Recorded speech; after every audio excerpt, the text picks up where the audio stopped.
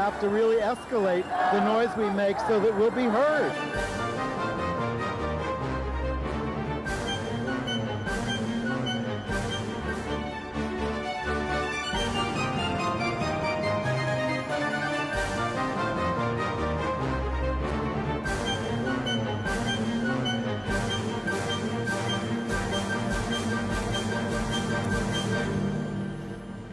Welcome to Gay USA. I'm Andy Hum. I'm Ann Northrup. And another week of more anti-LGBT bills passing in state legislatures while some of them are being beaten back.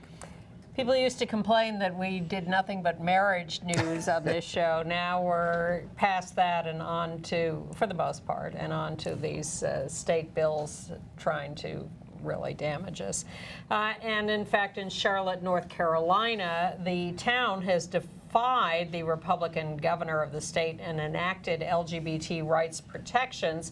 But the governor has promised to get rid of those and any others in any other part of the state. Meanwhile, California marches into the future, trying to deny state funds to religious schools that discriminate against LGBT people. And major national LGBT organizations have filed a federal complaint in an attempt to wipe out conversion therapy across the country. We're going to show you an out gay candidate for the Texas state legislature who has adopted a unique way of campaigning. And unfortunately, the Prime Minister of Italy has taken a unique approach to try to pass civil unions by caving on adoption rights. But what North American leader will be the first to march in a pride parade this year? I know. We'll review Colman Domingo's new family comedy about Alzheimer's and Mark Rylance's new play in Brooklyn. Yes. All right, but we're going to start, as we do every week now, with the action in the United States of America. Well, there's a good news, bad news story in North Carolina that I guess we should start with, because Charlotte, North Carolina expanded its protections based on sexual orientation and gender identity. 7-4 vote in the city council. And marital status and familial status in commerce, public accommodations, and passenger vehicles for hire. Yeah. Not employment, not housing, and not schools, right. But public accommodations in general. Republican Governor Pat McCrory warned them before they did, don't do this. We will take That's me, don't worry. We will take immediate action, and pick up the microphone. We will take immediate action and stop this. Don't do it. And they did it. They did it. So now we'll see whether the governor can get the legislature to see it his way by passing a law that would cancel the Charlotte new protections. It would cancel all LGBT rights laws in the state, which is, something they did in Arkansas, yes, et cetera, or they tried to do in Arkansas. That's still under dispute there. Well, that's the question, is the legality of all this. Let's go through some more and then discuss that. Yes. In Indiana, Evansville has toughened the enforcement procedures of its non-discrimination law. That's a good thing. Yes. And in Munster, Indiana, they have approved a human rights ordinance with sexual orientation and gender identity non-discrimination protections, although that needs a second reading, so it's not final yet. But the Indiana Republican-led House would not allow a hearing on the hate crimes bill. Who do they think they are, the U.S. Senate? This was approved by the Senate already, and it was introduced by a Republican, Senator Susan Glick, who says she wanted to show Indiana is a welcoming place. 45 states have hate crimes laws, not Indiana. And the House in Indiana rejected a employment-only non-discrimination law for sexual orientation and gender identity. Heaven forbid you should be protected in your job against being fired for reasons unrelated to your job. Well, that was the pro-gay people in the legislature trying to put this in as an amendment to another bill, Yes. and they were stopped from doing Yes. so. So, Yes. you know, I mean, Indiana has not learned its lesson, but the question is whether the businesses that raised such a fuss about their Religious Freedom Restoration Act, which was so overboard, will do this, will threaten to leave over them not enacting protections. Well, that brings us to Georgia. Yes. But first, you know, what's playing out in Indiana and North Carolina and other places around the country is that individual towns and cities are passing good regulations or laws, and then the overall state legislature is screwing around and killing all that. Well, they're owned by the Koch brothers. I Exactly. mean, these legislatures were all created basically back in 2010 when they had these elections, and the Koch brothers invested. If you want to know why the country's going to hell, I mean, they purchased these legislatures, often in blue states, but now have conservative legislatures. North Carolina had some progressive liberal moments, but they're going backwards. Oh, my goodness, yes. It was the New South. Yeah. And, you know, there are people fighting down there very hard, you know, Moral Mondays demonstrations, and they're all clued into the next election, but we'll see. So in Georgia, they did pass a Religious Freedom Restoration Act in the Senate. Yep. And the governor says that changes may be in the works because the film and TV industry protested, which has become very big up there. And banking and others. The fundamentalists, here's what they want. They want to be able to conduct their business in accordance with their religious beliefs, which means they want to be able to discriminate against gay people. Not doing unto others as you would have them do unto you. The ghost of Lester Maddox is alive and well in Georgia. But these laws are written so that any individual, not a religious organization, not anything with any actual charter that might raise questions, but any individual can say, you know, I don't like gay people, and therefore I'm not letting them in my store, I'm not hiring them, I'm firing them, all of the above. I would just want to say that's not what America is all about. Now, well, I think we need Donald Trump to stand up and say, how dare they stand up with a Bible and call themselves Christian when they're discriminating? Yeah, I'm not going to hold my breath. But we had another breakthrough, not just the film and TV industry, but when the Senate passed this anti-gay bill, the head of a telecom company, it's called 373K, Kelvin, well, I'm going to mess up his last name, but he is the CEO of the company, and he says, we're leaving. He says, I'm gay, our CFO is gay, I've got Muslims, Buddhists, atheists here, we won't tolerate this, can I use the word? Crap, yes, is what he said. Yes, you can use that word. Okay. So the governor says he is trying to negotiate a little softer version of this. He's not giving us any details of what that would mean or whether, or, you know, it's passed the Senate. It hasn't passed the House yet or gotten his signature, but things are not looking good in Georgia. Or in Mississippi, where the House there, by a vote of 80 to 39, 2-1, has passed another heinous, huge Religious Freedom Restoration Act, allowing government clerks to refuse licenses to same-sex couples. Let's get the name of the bill right. Okay. It's the Protecting Freedom of Conscience from Government Discrimination Act. Who could be against that? It protects anybody who believes man-woman only marriage from discrimination. It allows discrimination by individuals, religious organizations, private associations, schools, employers, etc. This is from a state where the governor has a gay son. Who he doesn't support or say nice things about. Apparently the son was gay bashed at one point. This is from a viewer in Mississippi, and they just covered it up, kept it out of the newspapers and the police and blah, blah, blah. Because it's 1923 there? Yeah. In some parts. But many parts of Mississippi, lovely, many gay people. We're not condemning the state, and just wake up those Missouri. People.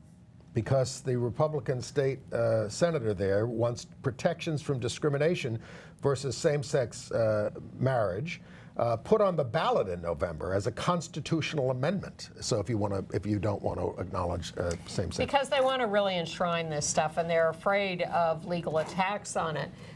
Before we get to that discussion, which I do want to have, a couple of bright lights, little pinpricks of light. In Wisconsin, there was an anti-transgender student bathroom bill proposed, and that has failed. And another anti-trans bill has failed in South Dakota as we wait to see whether the governor there will sign the other two. But they have passed two, and the opponents of the anti-transgender legislation are threatening a boycott. You won't be able to go to Mount Rushmore anymore. And the governor was supposed to meet with some trans kids They before. did. And how did that did. go? Just know he had the meeting, don't know what actually transpired, and he has not made any announcement as we tape. He has until Tuesday, March 1st, to decide whether or not to sign the anti-trans bills.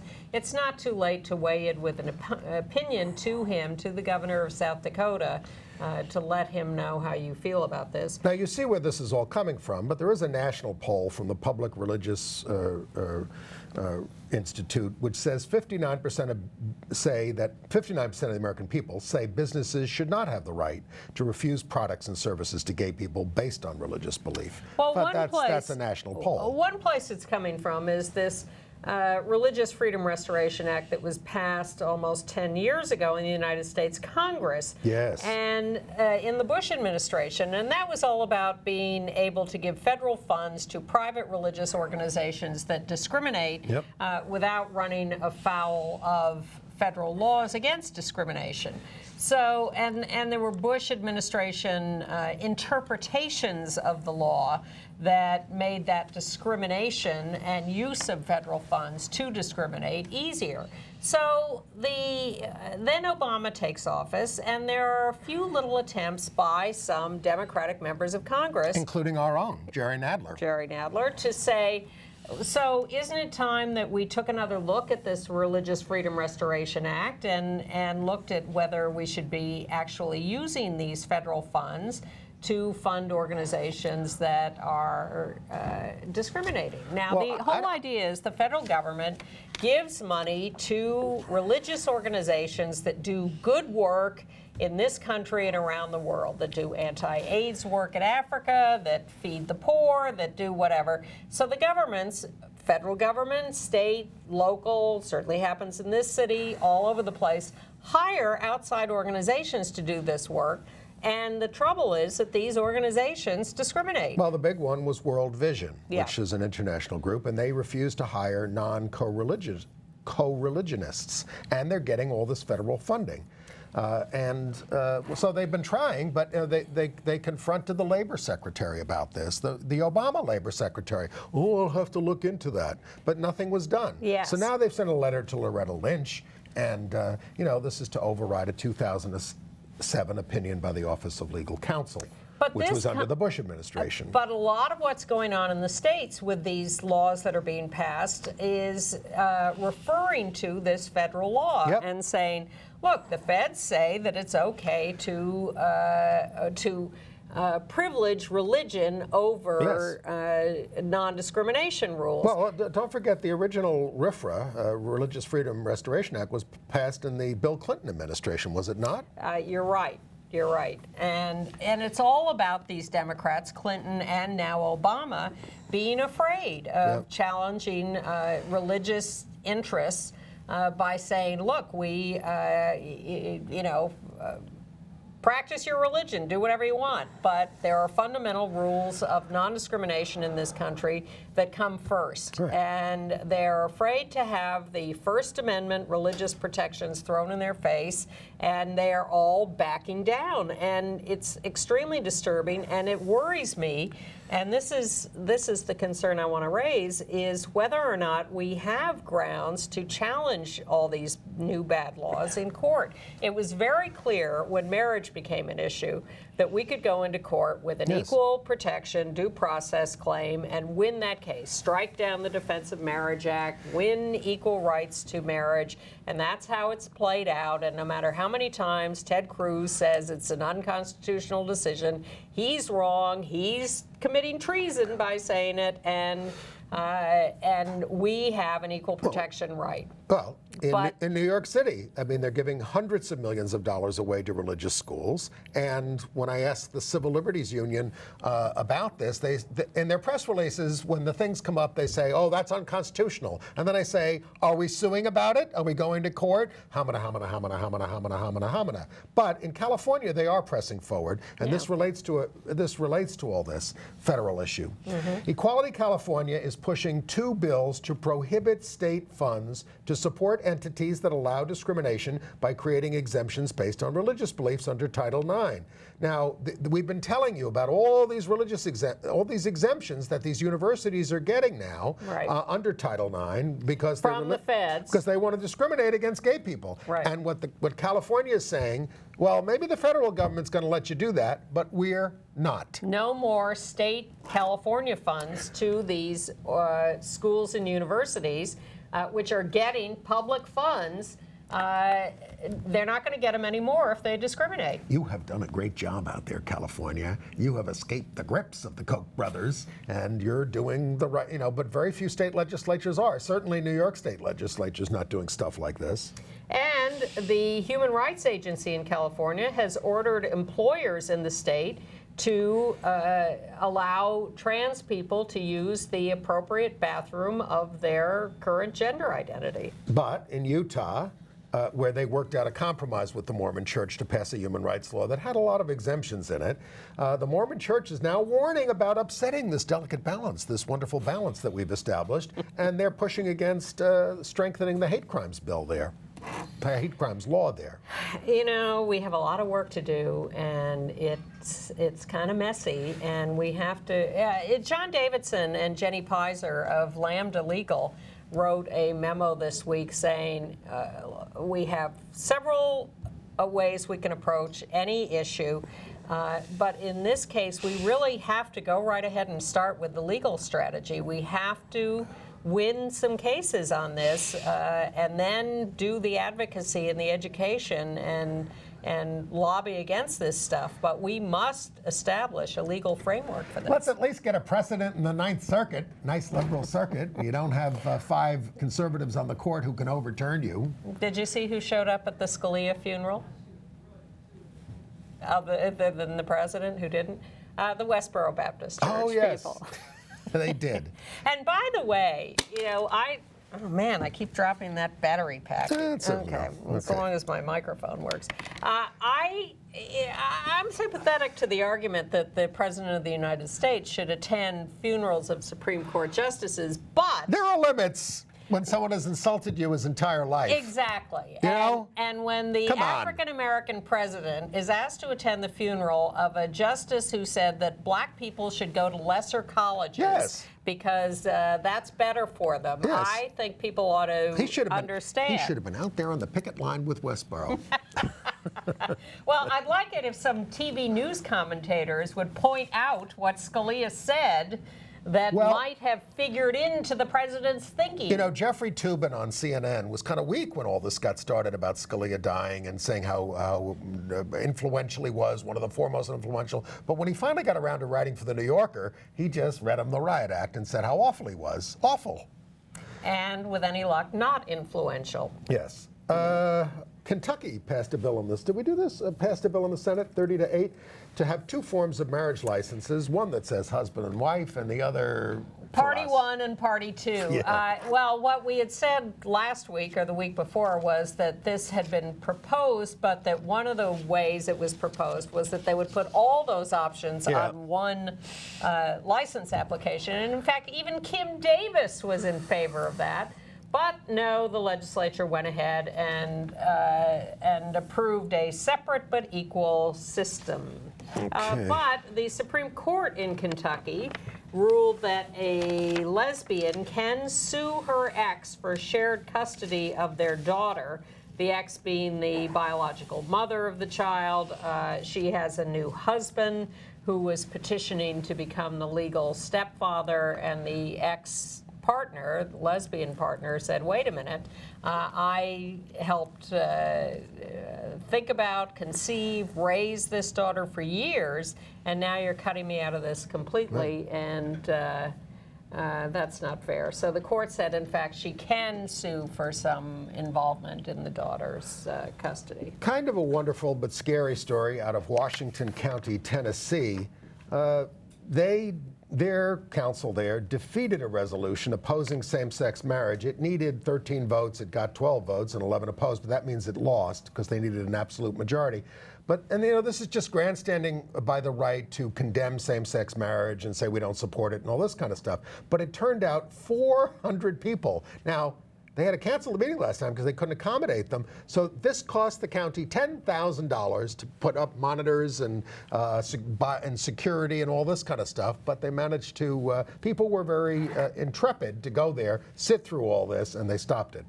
Meanwhile, in Tennessee, a Democratic state representative has had to withdraw his resolution praising the Bingham Gay Rugby Tournament in Nashville, named to honor Mark Bingham, the hero of 9/11, who helped bring down the plane in Pennsylvania rather than have it flown into the U.S. Capitol or White House or wherever. Republicans said that proposing this bill was a trick to make them honor a gay person. God. Look, I can remember, during the AIDS crisis, they tried to honor Peter Vogel in the New York State legislature, and the Staten Island representative objected to it, and it wasn't done. That was Peter Vogel, by the way.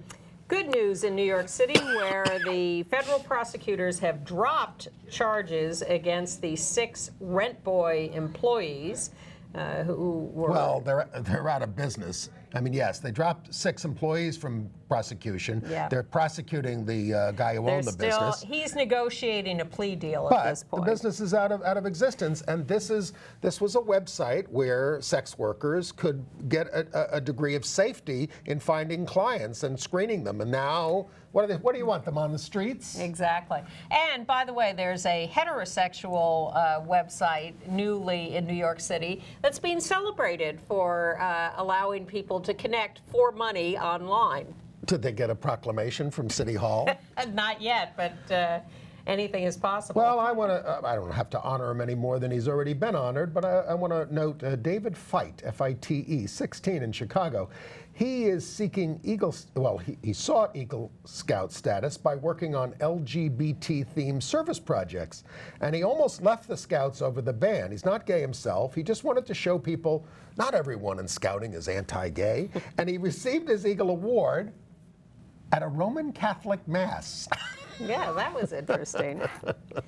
And thank you to the New York Mets, which are climbing on the bandwagon to do an LGBT Pride Night. Other baseball teams in other cities have done them. The Dodgers and the Giants, California. Yeah. I'm just saying, those are the other ones that have done it. I think others have done it. Yeah.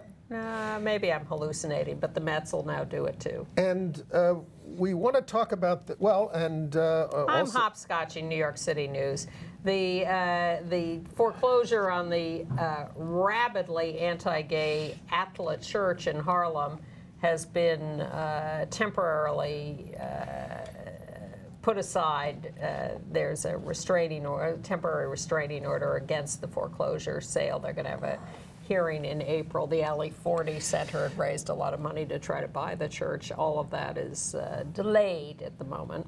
And Elliot Morales, we have a picture of him, it's a little out of order, is on trial now for the murder of Mark Carson on West 8th Street in Greenwich Village. On May of 2013, right in the heart of Greenwich Village, the guy in the purple tie there who's sitting at the... gray suit on the left. He is representing himself. This is what has delayed the trial so long from 2013. Yeah. I mean, everybody saw him do it. He confessed to it. Yeah, he gay bashed these 2 guys walking down the street who were not a couple, just friends. Right. And then they ended up in a little kerfuffle around the corner, and Elliot pulls out a gun and shoots one of them dead on the street, defending himself. I have defended myself in court. I was convicted on 4 counts, but he is confronting the surviving friend about this whole encounter and awful. Charging that he was forced to shoot this guy.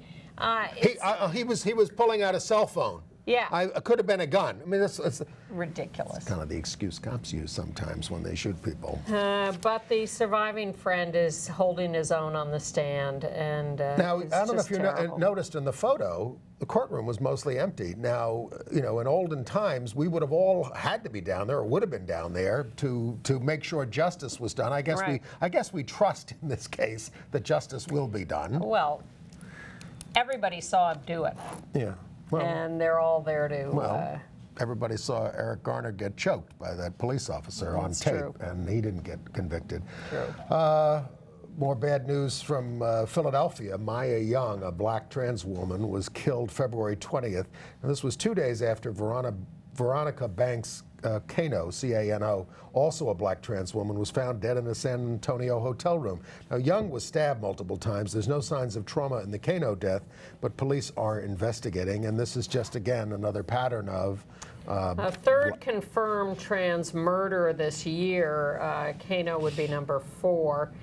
And in Alabama, a bisexual young man, Nicholas Hawkins, 19 years old, was murdered. He had named his potential killer and warned that this guy was out to get him. And sure enough, they have arrested the guy that Nicholas named, but Nicholas, meanwhile, is dead. We have to do something about homophobia. In Michigan, Pastor Michael Tupper is trying to do something about it by sleeping outside of his home in a tent for 175 days in the winter to protest the Methodist Church's stance on gay rights. He wants LGBT people to be able to marry in the church, serve as pastors. He signed a marriage license for his lesbian daughter in 2014. In Florida, Florida Atlantic University has been trying to bar the distribution of the South Florida Gay News. They had 2 distribution points on campus, and the college said, oops, we have to do a renovation. You're going to have to stop distributing at this point for 16 months. And they said, well, couldn't we have another spot? No. So the magazine, the South Florida Gay News, said, all right, fine. We're having a little fight around here these days about whether women can go topless. We're going to send topless women onto the campus with the magazine to distribute to everybody. And all those straight boys are going to come around, and they're going to take the magazine from these topless women, and then they're going to have a gay magazine. And the university said, you know what? We will find a distribution point for your magazine. Okay, now we know how it works. Yeah. Well, let's see if the federal complaint against conversion therapy works. A bunch of groups, HRC, Southern Poverty Law Center, National Center for Lesbian Rights, and a private firm, they're filing this complaint at the Federal Trade Commission, charging fraud in Virginia with a group called We Can Change, which is a conversion therapy center. So they hope to wipe it out in the country. Yes, as fraud. The Movement Advancement Project, which is a basically research organization, LGBT, put out a new study called that says that LGBT people are overrepresented in prison. And you can read about that by going to their website. I should have given the control room a Chiron. I didn't. LGBTmap.org. You look at their prison report. Congratulations to Justice Rodriguez in Puerto Rico. She's now the Chief Justice of Puerto Rico. Very good. She had been an Associate Justice, and she was confirmed there. And I'm kind of feeling like congratulating Tim Cook, our gay corporate leader, for standing up for privacy. Standing up to my man, Cy Vance. The DA of Manhattan. And he's got Ted Olson working for him on this, too. Yes, he does. I mean, look, this is a very complicated issue. It is. I mean... I don't have an easy answer. But it's interesting to see him in the news. Obviously, you know, I've listened to a lot of the arguments on it, but in the past, it was easy for the government to get into these things. Yeah. Obviously, they knew everything about us. Now this one is designed so that even Apple can't get in. They would have to design some sort of a system to get into their own phones. Yep. And they're worried that it will open up the floodgates to surveillance. But in terms of certain crimes, I mean, can't they design something discreet is the question. Well, that is the question. That is the and question. Certainly we don't have the answer, but we would like to show you someone who might have answers. Huey Ray Fisher is a young man in Texas, in Austin, 23 years old. He's running for state representative. The State House. There are 7 candidates in the race. This is out of Austin? Yes. Yes. And he went looking for votes on Grindr. You know, he starts having a chat with you, and then they say, and the person says, well, what are you looking for? He says, I'm looking for your vote. This has never been done before, but I want to say we know someone named Christopher Lynn who ran for state assembly in New York, and he was the lawyer for Robin Bird, who does a strip show on Access Cable in New York, and he went on her show constantly and did ads there, and he almost won. Well, let's So take a look you can mix at sex let's and- take a look at a little video of Huey Ray Fisher. It's about 5 minutes. Yeah, well, and maybe we won't look at the whole thing, but let's start with Huey Ray. My name's Huey Ray Fisher. I am from Rockport, Texas. I grew up on the Texas coast, and then I moved here to Austin to study Latin American studies and government. Now I'm running for state representative. When I first decided to jump into the race, I gathered all of my friends and mentors into this living room to discuss the possibility of a campaign, to discuss how I would run a campaign, what my viability was as a young 23-year-old queer candidate taking on potentially 6 attorneys. As we were having these discussions, Glenn Maxey, who was the first openly gay state representative in Texas, who had mentored me over the past few years on Texas politics and on community organizing, he asked me point blank in front of a room full of my friends and other mentors, how gay are you? And the room sort of went quiet. It wasn't a question that I had really considered. It wasn't a question that I understood. I've always been open about my identity, but never was it something that was really at the forefront of who I am. And I had friends in that room whom I had known for 4 or 5 years who didn't even know that I was openly queer. And there were some mumblings in the room, what, Huey's gay? And it was a funny response. And after a few moments, I told Glenn, I'm very open, and I won't let that hinder me in this campaign. I think it's a positive. We need more queer representation in the House. As a young person in this race, you know, we've seen so much advancement in the LGBTQ community nationally and here in Texas. Walking around on campus, talking to students, it didn't matter if they were straight or queer. And then for the most part, they wanted to talk about things like student debt, the sexual assault crisis on campus, and other issues. It didn't really play a central role when it came to talking to younger voters. Talking to older voters, it's sort of been different. Amongst the older LGBTQ community, I notice people still flinch at the word queer, and I've really changed my tone to use the word LGBTQ rather than queer, because for so many older members, it's a word of stigma. One day during the campaign, you know, I get an email at maybe 5 in the morning from somebody who's supporting me. It starts out with, I'm rooting for you, Huey Ray. I really want you to win this, but you need to take LGBTQ off your campaign literature, off your website immediately. People don't want to elect the gay candidate in this race. They want to elect the candidate who will fight for them on the issues. In spite of me having a solid, comprehensive platform on my website and on my literature and in my stump speeches, I realized there are folks who tend to focus just on my identity. And that was coming from a supporter. I had a former state senator give me a call on the phone and tell me that I should never lead my stump speeches with, I'm the LGBTQ son of an undocumented immigrant. I should just say I come from a working family.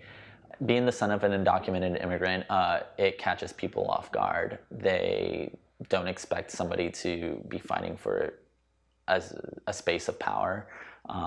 In the way that I am, I still have undocumented family members. I've noticed when I'm at LGBTQ functions and I say, oh, I'm the son of an immigrant mom from Mexico, some will joke, oh, well, was she illegal? I had to sort of step back for a second and comprehend that just because people are LGBTQ doesn't mean they're fully progressive or fully up to date on all issues affecting all communities, such as the immigrant community or other groups. And I had to respond, well, yes, I was the son of an undocumented immigrant, but she has her papers now and she is a US citizen. There isn't a single community that's truly homogenous. I mean, with the LGBTQ community, the issue isn't just marriage equality. It's also been about the violence against trans individuals. It's been about the suicide and homeless rates amongst teenagers. It's been about employment discrimination. And I've also noticed that I can't just assume that because somebody identifies as queer, gay, bisexual, that they're going to be progressive on all of the issues. When I reflect back on that night when I was asked, how gay are you going to be in this campaign? How gay are you? It really sunk in how much my identity matters to other folks and how I need to play a fine line of letting them see who I am while also letting them understand what I'm going to do for them. It's been eye-opening. That's from Driftwood, a wonderful project that you can go to online and see interviews with all kinds of LGBT Americans. But I'm going to discuss another And good luck to Huey. Yes, good luck to Huey Ray. Another Texas candidate, Ted Cruz, I'm happy to see sinking fast. He this week escalated his attacks on same-sex marriage in the Supreme Court. Although his spokesman says that his appearance at the Kill the Gays conference in Iowa was a mistake. Nice of you to come up with that now. Nonetheless, he and Ben Carson and maybe others are attending the Christian Media Convention in Tennessee this week. I mean, since we last met, I mean, Trump was condemned by the Pope and uncondemned by the Pope, and they had their spat. But there's a New Hampshire... Surrealism in everyday life. And there's a New Hampshire representative who says that the Pope is the Antichrist. Well, I think that's why Trump is not paying any price for his Pussy statements. Riot says about Trump, we laughed when Putin was rising to power, too. A good warning. We're not laughing here. John Kasich did go ahead and defund Planned Parenthood in Ohio. He's supposed to be the moderate. A poll in New York City, if it's any consolation, says Trump loses to Hillary 72-14, and 60% don't want to see Mike Bloomberg run. Wait a minute. What's that a poll of? New York City. Yeah, because in New York State, I think Trump has a good chance. I don't, well, we'll see. We'll look at the poll. I don't know. We've been fighting this all year. Let's also note and mourn the death of Harper Lee, author of To Kill a Mockingbird, and there's an old picture of her that was circulated a lot at her death. Now, if that is not a lesbian, well, I'm turning in my car. Just because she had short hair and, women friends. Hung out with Truman Capote and yeah, well, never married and became a recluse. You know, as one of my ex-partners would say. What do I know? Oh, you say it about everybody. But I don't say it about everybody. No, me, not you. Yeah. She's a woman-defined woman. How's that? A woman-identified woman is, I think, the old phrase, but whatever. Well, and I think she wrote the book originally as a tougher book, and her editors got her to, sort of prettify it. Well, Scout sure was a tomboy. Yes, she was, and she was Harper Lee. Yes. Thank you to the University of Oregon, where two fraternities are publicly and overtly seeking to recruit gay and trans members. Excellent. The Archbishop of St. Louis is questioning ties to the Girl Scouts since they push sexuality stuff. And the Log Cabin Republicans, did you do that? Nope. Yeah, the Log Cabin Republicans are celebrating the fact that they've been accepted as a sponsor at CPAC, the conservative conference, so they can listen to themselves be condemned. They call it a watershed moment, but it's mostly a hate fest. All right. Exactly. All right. All right, international news. Well, everything is still a mess in Indonesia. The government is blocking Tumblr now because it has porn and gay stuff on it. Police are blocking a rally for the LGBT rights supporters, of whom there are many there. 300 cops stopped a rally by 60 LGBT activists. And although the Italian prime minister had been resisting breaking up his bill for gay couples and adoption and everything, he is dropping the measure to let gay people adopt biological children of their partners. Because he says it's better to do a little piece now, which would be the civil partnership bill. Let's see if that goes through. Well, in almost every Western European country, we got some kind of partnership or marriage before we got adoption rights. So it wouldn't make him all that different, although certainly we want more. In Russia, good news, bad news. Good news, the parliament, the Duma, the lower house of the parliament, has rejected the bill that would have criminalized being out. Yeah. Thanks. They have enough, they figure they've got enough anti-gay stuff on the, because if you show that you're out, when you're out and about, you will be arrested. For propaganda of non-traditional sexual whatever.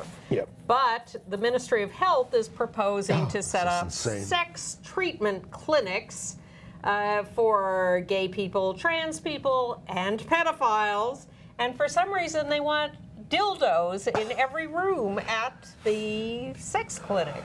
Well, weird. In Toronto, Prime Minister of Canada, Justin Trudeau, will be the first Prime Minister to march in a Pride Parade in North America. This is July the 3rd. Pride Month begins June the 1st. Good on him. Perhaps we could get our president to march in a Pride Parade. That'd be nice. It's, of course, create a lot of security concerns in this country. What do you think? Would Trump march in a Pride Parade? Well, I bet you a lot. I bet you he would. I bet you a lot of candidates will march this summer. Well, I would assume Hillary and Bernie and things like that because they're running. Yeah. In the Solomon Islands in the Pacific Ocean near Indonesia and Australia, they are debating a new constitution which includes an enshrinement of discrimination against gay people. Terrible. Very bad. In Zimbabwe, the former deposed ruling party member says that Mugabe didn't believe his own anti-gay vitriol and is surrounded by gays. He just does it to stir up the masses. He says the late Vice President, Canaan Banana, was gay. Oh, that charge was there for a long time.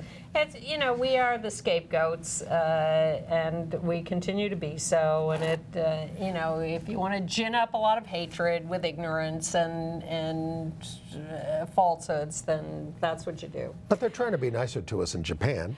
Panasonic will recognize same-sex relationships in April. Very big firm there, of course. And as will a third prefecture, and that's the first one outside of Tokyo to do so. And Evan Wolfson's been over there stirring up stuff about same-sex marriage.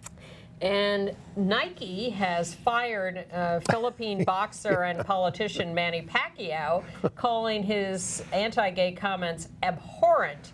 Well, he posted the Leviticus thing about putting gays to death because it's just from the Bible, which is what the Bible says. After Nike fired him. And he got 18,000 likes on Facebook for that. But Magic Johnson says he will not attend any future fights by Manny because of his nasty comments.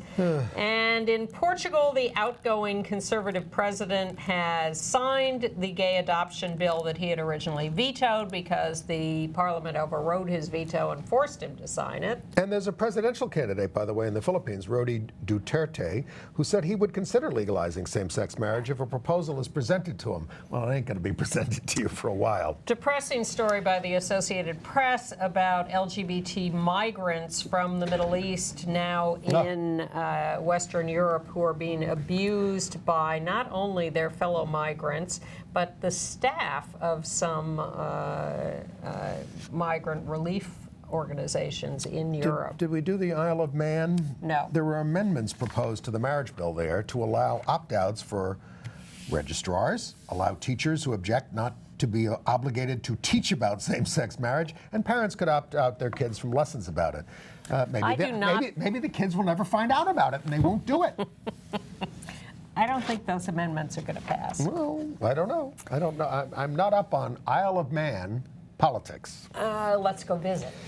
All right. AIDS news? Yeah, there's a fair amount of AIDS news this week because they're having one of these big annual conferences that allow researchers to announce a lot of news. So this is the Conference on Retroviruses and Opportunistic Infections, which has been going on in Boston. Yep. So there's an announcement, for instance, of news from Africa about a vaginal ring that is an HIV preventive.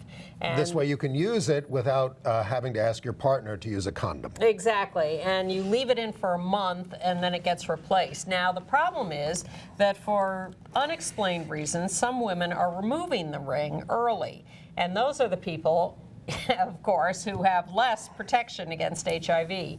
So they've had some encouraging results, not full protection.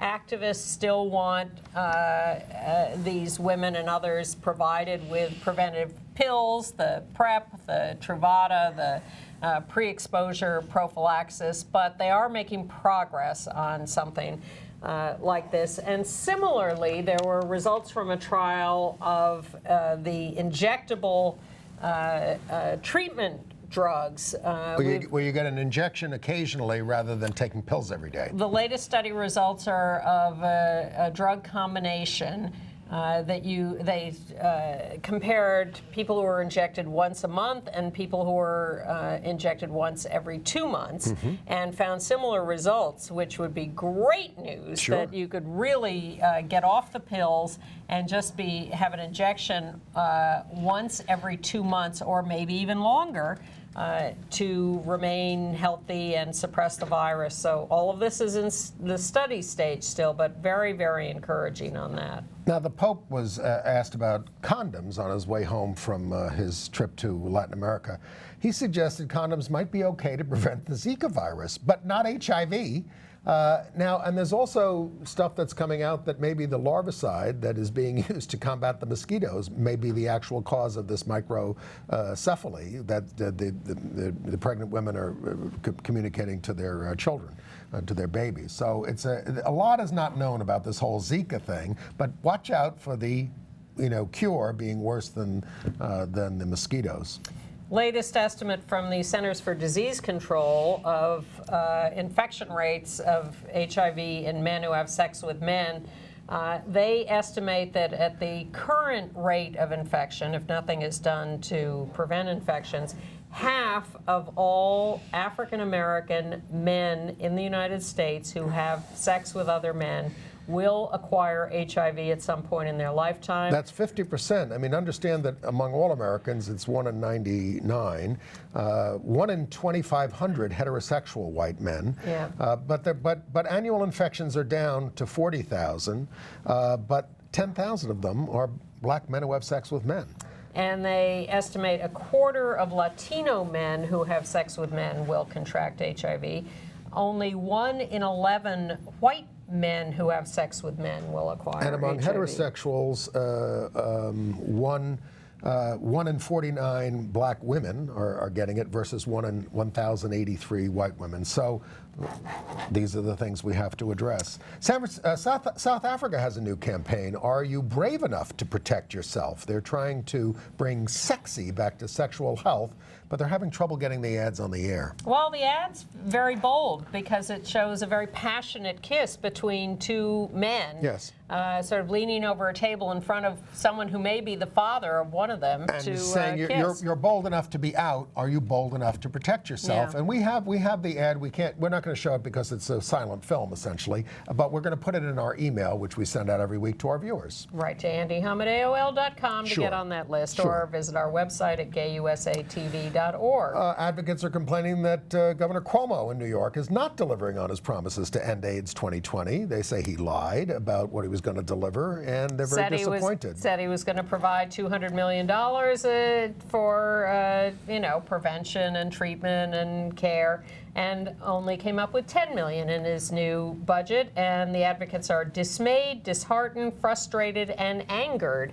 I would say I told you so, but what would be the point of that? And while it's very nice that the Prime Minister of Canada is marching in the Pride Parade, in British Columbia, insurance companies don't cover PrEP in most cases. Most cases, it's $900 a month. And the Government Health Canada has not approved PrEP, just as in England they have not approved this as it has been approved in the United States. So you can get it, but you can't get it reimbursed, and it's not cheap. Johns Hopkins University School of Medicine has decided that they will do liver and kidney transplants from HIV-positive donors to HIV-positive recipients. The argument used to be over whether people with HIV should ever receive transplants because, you know, they're all going to die anyway.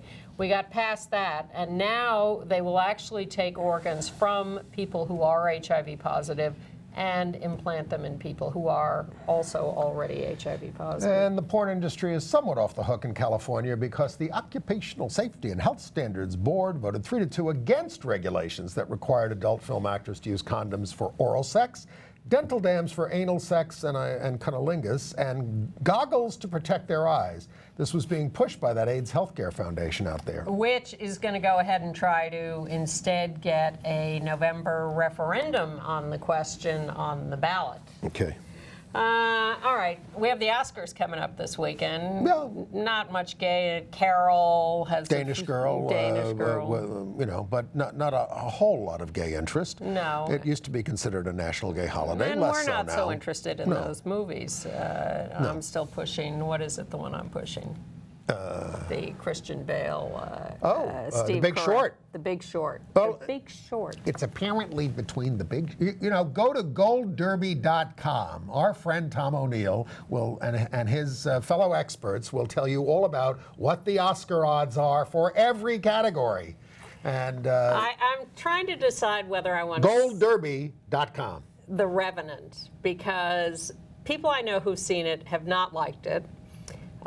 Because? They find it slow and boring. Alejandro Inarritu, who directed it, I love his early movies. Love, love, love. Amores Perros, 21 Grams, Babel. I have Babel again on my DVR right now because I want to watch it again. I love those movies, but I did not like Birdman, which he directed last year. Right. So I'm a little afraid that Which he won Best Director for. I know, and I'm afraid The Revenant will be more in that category than the early ones, but I may have to watch it just because I love his early movies so much. We saw a bunch of Tell me what you think of The Revenant. Is it good Inarritu or bad Inarritu? Okay. All right. Let's talk about some plays we saw this week. Yeah. But I do want to see what Chris Rock does at the Oscars. We saw Dot by the great Colman Domingo. Now, Colman Domingo, you may know, is the guy who wrote and directed and starred in A Boy and His Soul. He was in the Scottsboro Boys. He was in the movie The Butler. And he's in the new, Birth of a Nation. That title may be familiar to you, but it's a new African-American point of view history movie that's gotten raves at Sundance and is coming out soon, and he's in that. But Dot at the Vineyard is a family comedy about Alzheimer's. It's a North Philadelphia family. You can put that picture up again. Led by Dottie, played wonderfully by Marjorie Johnson, who's suffering from the disease. Yeah. You know, her performance, I think, was terrific. Yeah. It was moving.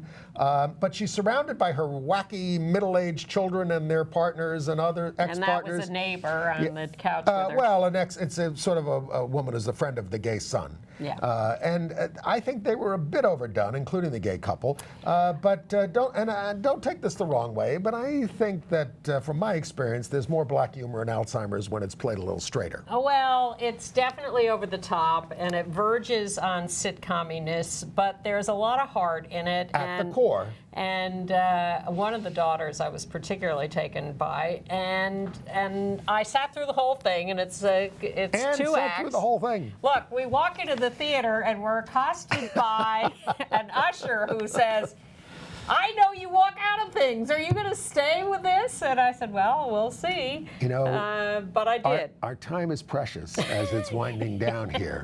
You notice, definitely winding down. So, but I did sit through the whole thing. I was entertained by it. I thought it was a little wacky, and I thought the gay male characters were the least interesting in the play. but it had a lot of heart, and it Yes. raised some really tough issues, and I was glad I sat through the whole About thing. caring for a parent with Yeah, Alzheimer's. yeah. Absolutely. Yeah. All right. And it's directed by Susan Stroman, as the New York Times pointed out. That's an indication of the fact that this is a serious work. Yes. To have her directed. So congratulations, Colman Domingo. Come back here sometime. And I saw a serious work with some comic overtones from 1938 at the Mint Theater, which revives these things. This one was called Women Without Men. And now it could be anything. It sounds like a prison drama or something. But it's by Hazel Ellis, and it's got an all-woman cast, an all-woman crew, and it really, I thought it was an outstanding drama. It's set in the faculty room of a girls' school in Ireland. Lots of unpredictable turns and interesting, often funny characterizations. It's a play about. Why didn't I go see this with you? You said you wrote to me. I probably should go to see this, right? But. My mistake. It's a play about getting along in close quarters, to which most of us can relate. All right. I think a faculty room full of women is something I made a mistake by not going to see. Okay. Yeah. It's one of those well-made plays from the old days. Yeah. And then the great Mark Rylance, really one of the greatest actors in the world, is over here in Brooklyn at the St. Anne's Warehouse. He's up for an Oscar in Bridge of Spies. He's Yes. the title character, the spy, not the bridge. And it's called Nice Fish at the St. Anne's Warehouse, and it's co-written by the poet Louis Jenkins. You remember when Mark Rylance picked up his 2 Tonys, he recited some poems? Yes. They're by Louis Jenkins. Yes. They'd never met. He just decided to recite his poems at the Tony Awards. So this is basically Waiting for Godot on ice. And that's, for me, a high compliment, because Waiting for Godot is so wonderful. It's ruminations on the absurdity of life with a great star and his supporting players. So, check it out there at the St. Anne's Warehouse. Now, there's another play that we haven't seen that we probably should see at the Public Theater. Yes. And that is the theatrical version of the movie Southern Comfort. Oh, yes. Which is the trans woman in... God, Bless it. thank you. The trans woman in the South. It was a terrific movie. And a play. Was it a play Yes. originally, too? Well, it was a play. I mean, Okay. they did a play of it. Okay. I saw it. Yeah, well, there's the new version at the Public Theater, Yes. which opens next week, I think, and which maybe... We'll try to check it out. Okay. We'll try to get there. Okay. Okay, we have a couple more minutes. Maybe some things we skipped over. Did you read about in Australia that these Conservative MPs have just discovered that they have a school anti-bullying program there, And they don't like it. and they're alarmed about it. Yeah. And they're trying to get it. Well, they say it's a usurpation of parental rights, and it's sexualizing children. Anything to do with gays is sexualizing children. I read that and I thought to myself, we spent years going into the schools of New Yes. York City doing education on homosexuality. Yes. And one of my favorite sessions, first of all, there was a 6th grade in the Bronx that I went back to repeatedly where the kids were just terrific, and a 4th grade in the Village where the kids were so open and wonderful and great. So get over yourselves. Education is good. And that's our final word for tonight or today, and we will see you next week. And wasn't it nice watching a whole show without 90 minutes on the election, or 60 minutes on the elections? Just a little bit. Yes. Okay. Okay. Bye.